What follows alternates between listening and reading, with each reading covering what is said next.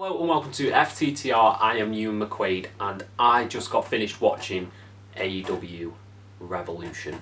Now, my brief thoughts on the show, I thought it was okay. It was probably one of the weaker ones that AEW have done.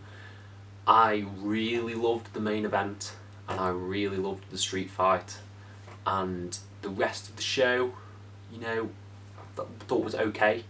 I got decent bits out of it. The Young Bucks and MJF and Jericho match I really liked.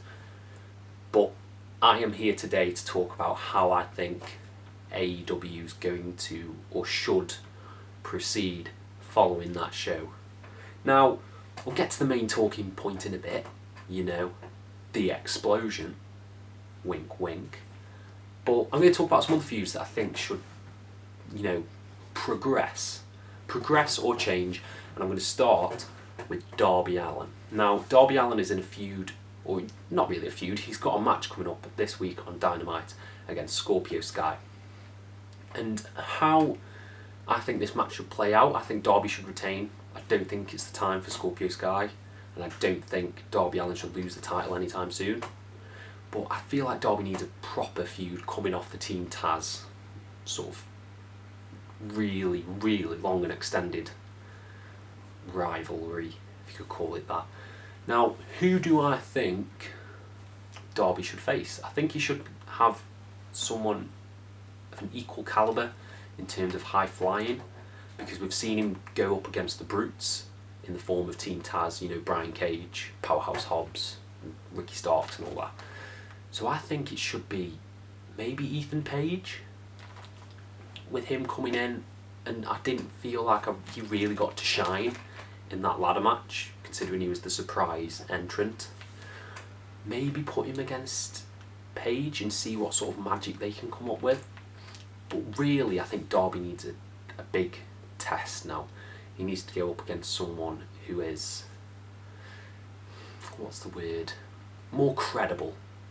Not that Team Taz aren't, because I love Team Taz, but he needs someone who can cement him as that champion.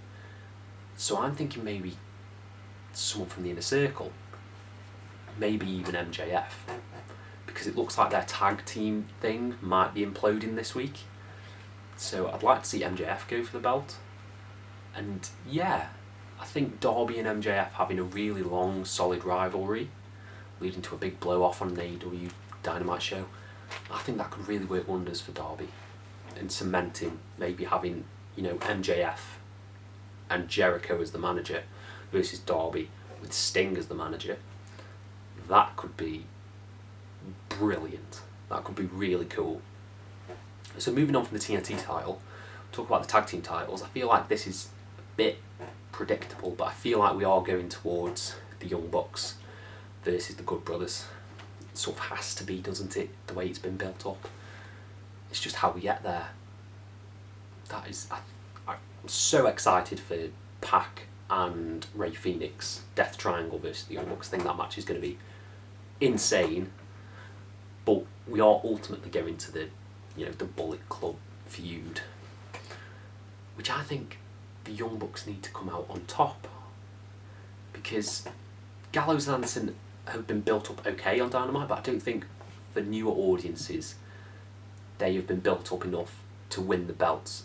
I get it, it would look cool to have Kenny with both of them holding the belts, but they sort of already do that with the Impact Championship. So yeah, I think going forward we have to get there. That's probably for Double or Nothing, let's be honest. But in between, I'd just like to see the Young Bucks have amazing matches.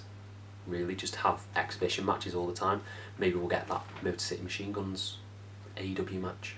Maybe. So that is my hope for the tag division. The women's division is difficult because they haven't booked it very well, to be honest. The match with Ryo Mizunami and Hikaru Shida was good. I liked it. However, I don't really know who they're aiming for, to be honest, to take the belt off her. I don't think it's going to be Nyla Rose, because we've done that. It doesn't seem like it's going to be Britt Baker.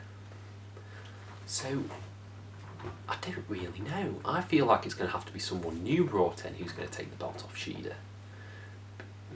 I mean, it could be Britt. I don't know if they've kind of been entwined. But really, I feel like it's got to be someone new, making an incredible debut that can really shake up the women's division. It's nice to see that we're getting sort of interconnecting stories now with a 6-man tag this week. However, it's still no excuse for the booking that's been done beforehand. Yeah, Hikaru Shida is one of the hardest to sort of predict where they go. I would like to see someone new, maybe Tessa Blanchard, come in and win the belt. That would be interesting, having someone of that calibre take the belt off Shida. And they could really build a division around her. I mean, they did in Impact. So that is probably my sort of prediction, is that I feel like Tessa's going to come in and dethrone Shida. And this will be the last one I touch on. I don't want to jinx Hangman Page, to be honest, with even trying to predict where he goes, because I'm enjoying it so much, and I'm enjoying his journey and his character arc. So I'm not going to touch Hangman Page, if you're wondering why I've missed him off. We'll talk about Kenny Omega and Moxley after the really, really upsetting finish with the explosion not going off. Reportedly, Kenny Omega was furious. I don't feel like you can write Moxley off with that, because he's probably going to go away with Renee and, start a family. However, it still wasn't touched upon about the John Moxley extermination chamber, unless that was something in the match that just missed. So I feel like they need to write Moxley off properly. Maybe they'll do it on an edition of Dynamite, or with a backstage skit or something. But the next challenger for Omega is very difficult. You look at the sort of people that they're positioning at the top of the card, because obviously Hangman is in there, but we're not getting that anytime soon. I feel like that has to be a slow burn. That is the end goal, is Hangman Page versus Kenny Omega. The one that sort of stands out to me, and I don't know how this would work with them both being heels, is Miro. Because they built Miro up really strong on Revolution with the tag match. And him being this unstoppable force that can maybe just outpower Omega and the Bucks. He's got Kip Sabian with him as well. I think that'd be quite an interesting story to tell. The other one is the new addition to the roster, and that's Christian. Now, I don't think Christian will win if they ever have a match. I don't think you want to be putting the world title on him. But I think babyface Christian against heel Kenny Omega could actually be a really good program, with great promos, great interactions, and probably a great match, because I really like Christian. I think he's really underrated. So those are my predictions for the world title feuds. I would like to see Miro, I think, because Miro, his run hasn't been great, but that match really got me excited for anything else Miro does. I hope he moves away from the best friends in Orange Cassidy. So Miro's my choice to go after the AEW Championship next. That is my sort of thoughts on how I think AEW should proceed and who the next challengers for other people will be. The one I haven't touched upon, aside from Hangman, is Cody, but that's because Cody, sadly, is letting me down a little bit with his feuds. He brought me in with MJF and his feud with Jericho, but his feuds have been a bit lacklustre lately ever since Lance Archer. He had the good one with Brody Lee, but I feel like since then he's sort of been floundering. Maybe this Four Horsemen thing will take flight and we'll be able to get Cody Rhodes leading FTR and Sean Spears. That'd be amazing. That'd be amazing. So yes, let me know how you think AEW should proceed after Revolution. Those have been my thoughts. Thank you all ever so much for watching my content. Please hit subscribe if you haven't. And thank you all ever so much, and have a nice day.